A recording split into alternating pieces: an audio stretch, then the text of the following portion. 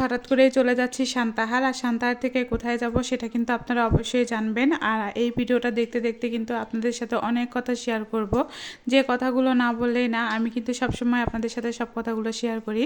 তো হঠাৎ করে কিন্তু কালকে রেডি হয়ে বের হয়ে চলে আসছিলাম সান্তাহারে। আর সান্তাহার আসার একটাই কারণ, সেটা হচ্ছে আমি আজকে যাব হচ্ছে নাটোরে। আর নাটোরে যাওয়ার কারণে কিন্তু সান্তাহার না আসলে, স্টেশনে না আসলে কিন্তু যাওয়া হয় না।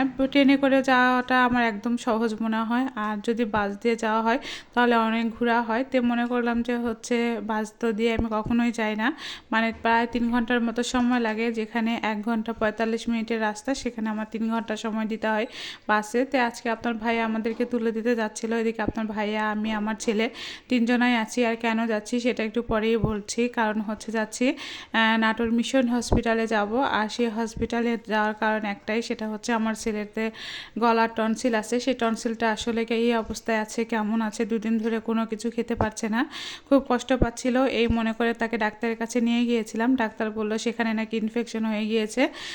এর কারণে আমি হচ্ছে হালকা পাতলা ওষুধ খেয়ে চলে যাচ্ছিলাম নাটোর হচ্ছে মিশন হসপিটাল। সেটা কিন্তু একদমই নাটোরে হচ্ছে নাক কান গলারই শুধুমাত্র মিশনে দেখানো হয়। তো এই জন্য ট্রেনের জন্য অপেক্ষা করছিলাম, কিন্তু এই ট্রেনটা ছিল অনেক লেট। ইচ্ছা করলে কিন্তু এই ট্রেনে আমি হচ্ছে নাটোর চলে যেতে পারতাম, কিন্তু আসলে আমার টিকিট কাটা হয়েছে অনলাইনে। এর পরবর্তীতে যে ট্রেনটা আসবে সেই ট্রেনে আসলে যাওয়ার কথা। তো এই ট্রেনে ইচ্ছা করলে কিন্তু যেতে পারতাম, কিন্তু দাঁড়িয়ে থেকে যাওয়া বা হচ্ছে ছেলেকেও দাঁড়িয়ে থেকে যাওয়া, অসুস্থ ছেলেকে নিয়ে যাওয়া, এই জন্য এই ট্রেনে আর উঠলাম না।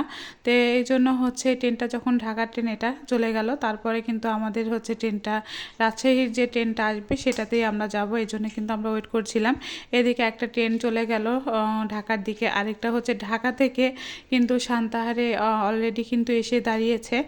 সেটা ওই পাশে ছিল, এই জন্য হচ্ছে আমরা এখানে দাঁড়িয়েছিলাম। দেখেন ওই পাশেও কিন্তু একটা ট্রেন দাঁড়িয়ে আছে। আর ট্রেন দেখতে কিন্তু ভীষণই ভালো লাগে। আমাদের সান্তাহারটা কিন্তু অনেক সুন্দর, আর সান্তাহারে আসলে কিন্তু আপনার লুকটাই চেঞ্জ হয়ে যায়। আর সান্তাহারে আসি যখন, তখন কিন্তু ট্রেনের অভাব থাকে না। যাই হোক, একটু পরে কিন্তু আমাদের ট্রেনটা চলে আসবে, আর আমাদের ট্রেনের আশায় কিন্তু আমরা এখানে অপেক্ষা করছিলাম। আমি একটু ঘোরাঘুরি করছিলাম। আসলে অপেক্ষার পালা শেষ হয় না, লাস্ট পর্যন্ত কিন্তু আমাদের ট্রেনটাও চলে আসলো। আর আমাদের ট্রেনটাও এসে আমরা কিন্তু উঠে পড়লাম। আর উঠে পড়ার পরে কিন্তু হচ্ছে বেশিক্ষণ সময় লাগে না, 45 মিনিটের মতো সময় লাগবে আমার বাসায় যেতে। আর এই 45 মিনিটের মতো হচ্ছে সময়টা আমার কাছে খুব একটা বেশি সময় লাগে না। আর যদি বাসে যেতাম তাহলে প্রায় 3 ঘন্টার মতো লাগে।